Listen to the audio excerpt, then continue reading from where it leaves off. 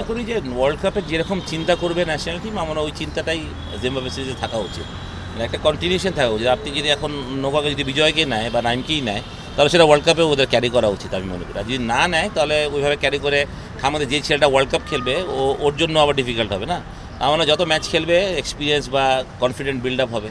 তো আমি সেটাই বিশ্বাস করি যে যাদেরকেই ওয়ার্ল্ড কাপে চিন্তা করবে সিলেক্টররা বা ম্যানেজমেন্ট, তাদের সাথে থাকাটাই আমার মনে হয় ভালো হবে। তাইমের তো আমি বিগ ফ্যান। মানে 2-3 বছর আগে যখন আমি মেক্সিকো ঢাকা টিমে ফার্স্ট কলই ওকে দিয়েছিলাম, তখন সবাই অবাকই হয়েছিল কেন আমি ওকে ওর মতো একটা ছেলেকে, এত ইয়াংটা ছেলেকে ডাক দিলাম। আমি জানি ওর মধ্যে অ্যাবিলিটি আছে, কোয়ালিটি আছে, বাট আমি মনে করি টাইম এখনও তার 50%ও খেলতে পারেনি। মানে আমার যতটুকু এক্সপেকটেশন টাইমের কাছ থেকে সবসময় থাকে যে আমি জানি যে এই ও যেদিনকে খেলবে সেদিনকে আমরা মনে একাই ম্যাচ জিতে দেওয়ার অ্যাবিলিটি রাখি। তো মানে এখনও আমি মনে প্রিমিয়ার লিগে ও নিজেকে ওইভাবে মেরে ধরতে পারিনি এখন ওইভাবে যদি আমি বলি।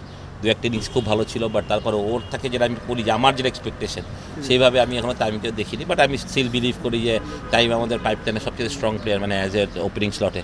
বাট এটা ওকে রান করেই প্রমাণ করতে হবে। এটা তো ধরেন খালি ওর যে স্কিলফুল প্লেয়ার বা ও পোটেনশিয়াল, এইসব কথা তো ছোটোবেলা থেকে আমরা বলি, আসলে 19 থেকেই বলি। বাট এখন it's time to prove himself more. বড় রান করা, ইনিংসকে বড় করা, 30-40 করে আউট হবো না, লম্বা করবো ইনিংসকে। কারণ আপনি যদি ইন্টারন্যাশনাল ক্রিকেটে সার্ভাইভ করতে চান বা ভালো করতে চান, তাহলে আপনি ডোমেস্টিক ক্রিকেটে you have to play big innings. ওইটা আপনাকে হেল্প করবে অলওয়েজ ইন্টারন্যাশনাল ক্রিকেটের থ্রু।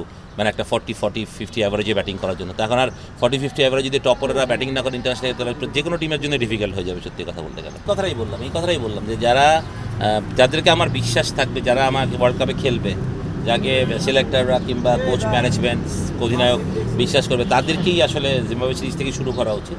তার হাতে বেশি সময় না। আসলে এরকম না যে আপনি 2টা ইনিংসে খেললো, 2টা ইনিংস ও খেললো, তারপর দুজনই ফেল করলো, তারপর আপনি যখন 5 নম্বর ইনিংস খেলবেন তাকে নিয়ে খেলবেন। আসলে আপনি কনফিডেন্স নষ্ট করলে 2টা ছেলে, ওইভাবে না করে একটা ছেলেকেই 4টা ম্যাচ খেলান। যদি 2টা ম্যাচে ফেলও করে, ওর অপরচুনিটি থাকবে তো 3rd-4th ম্যাচে রান করে কনফিডেন্স বিল্ড আপ করা এবং ফিউচারে বাংলাদেশের সার্ভিস দেওয়া। সুতরাং আমি মনে করি যে মানে ওই লম্বা চিন্তা না করে, ওয়ার্ল্ড কাপ যেহেতু আমাদের টার্গেট নেক্সট ওয়ার্ল্ড কাপ, তো ওটার মাথায় রেখে আমাদের কতটুকু করা যায় সেটাই। যখন আমি বিপিএলে সালাউদ্দিনের মুখোমুখি হই, তখন আমার কাছে মনে হয় যে আমি আসলে ওর কাছাকাছিও না।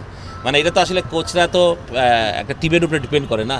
আর এখন আমার যখন ঢাকা টিম নিয়ে আমি খেলি, যখন কুমিল্লার সাথে, তারপর আমি কুমিল্লাকে হারিয়েছিলাম গত বছর in the first phase. But basically ওই সময় মনে হয় যে একটা পার্থক্য থাকে। বাট প্রিমিয়ার লিগে এসে মনে করেন আমরা কাছাকাছি, তখন আপনি বলতে পারবেন যে it's not coaching. Salauddin have a different philosophy. আমার কোচিং একরকম, ওর কোচিং হয়তো একরকম হতে পারে। ওদের বাংলাদেশের ওয়ান দ্য বেস্ট কোচের তো অস্বীকার করার উপায় নেই আমাদের কারোরই। সুতরাং মানে ওর যখন একটা বিপিএল যখন অনেক স্ট্রং টিম নিয়ে খেলে, তখন ওর সাথে কথা বলার সুযোগ থাকে না আসলে, যে মাঠে যে আমার টিম যে লড়বে। বাট হ্যাঁ, প্রিমিয়ার লিগে আমি মনে করি গত কয়েক বছর ধরে আমার সাথে সালাউদ্দিন এভাবে পেরে উঠছে না। মানে আবুন ইজ কোয়াইট স্ট্রং টিম। আমি এই বছরেও আমি মনে করি আবুনি প্রাইম ব্যাংক মোটামুটি সমানের টিম। তো এখানে আসলে কোচরা, প্লেয়াররা যেমন কখন খেলবে তখন কোচদেরও দেখতে ভালো লাগে, যখন ম্যাচ জিতে ইজি হয় আমাদের তখন কথা বলে যায়। কারণ আসলে কৃতিত্বটা আমাদের না, কৃতিত্বটা ধরেন প্রিমিয়ার লিগের কৃতিত্ব তো আমি নিতেই চাই না, বিকজ আমি নিতেই চাই না, কারণ আমাদের কোচিং খুব একটা হয় না আসলে। এখানে বেস্ট প্লেয়ারদেরকে আমরা টিমে নিই, ওরা পারফর্ম করে। হ্যাঁ, আমাদের প্ল্যানিংটা, আমাদেরকে এনভায়রনমেন্টটা তৈরি করা, এইসব কাজের মধ্যে আমার মনে হয় কোচরা থাকে। এনভায়রনমেন্ট ক্রিয়েট করা, একটা পজিটিভ ভাইব তৈরি করা টিমের মধ্যে, বা ওই একটা জিতার মনোভাব তৈরি করাটা, এটাই ইম্পর্টেন্ট থাকে ওদের, যেটাতে সালাউদ্দিন হয়তো অনেক পারদর্শী। তো আমি মনে করি যে এইখানে আসলে মানে কে কার থেকে ভালো বা কে এটা আমি কোনো সময় দেখি না।